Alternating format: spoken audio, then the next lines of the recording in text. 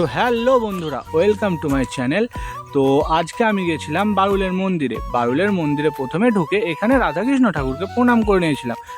তারপরে আমি চলে গেছিলাম বাবা পঞ্চাননের দর্শন করতে। তারপরে এখানে আমি চলে এসেছিলাম শনি দেবতার দর্শন করতে। আর শনি দেবতাকে দর্শন করে আমি এসেছিলাম মায়ের কাছে এখানে দর্শন করে আমাকে ঠাকুরমশাই একটা টিকা লাগিয়ে দিয়েছিল কপালে। তো সেই টিকা নেওয়ার পর ঠাকুরমশাইকে জিজ্ঞাসা করেছিলাম যে কবে ভোগ খাওয়ানো হয়। তো ঠাকুরমশাই এখানে সেটাই ফাল্গুন মাসে 11, 12, 13 ঝুলন রাত, জন্মাষ্টমী দোল, কার্তিক মাসে আদিমায় দুদিন, সপ্তমী অষ্টমী নবমী দুর্গা পুজোর সময় বাবা পঞ্চানন, বাবা গৌরাজ আছে। শ্রাবণ মাসে প্রথম সোমবার, লাস্ট সোমবার ভোগ হয়। প্রত্যেক অমাবস্যার পরের দিন ভোগ হয়, ঠিক আছে।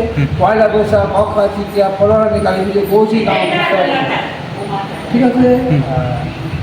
তো তোমরা সবাই শুনে নিলে যে কবে কবে ভোগ খাওয়ানো হয়। তো যারা যারা ভোগ খেতে ইচ্ছুক বা যারা যারা ভোগ খেতে চাও তোমরা এই ডেটগুলোর মধ্যে আসতে পারো। তো আজকের ভিডিওটা এখানেই শেষ করলাম। চলো টাটা, বাই বাই।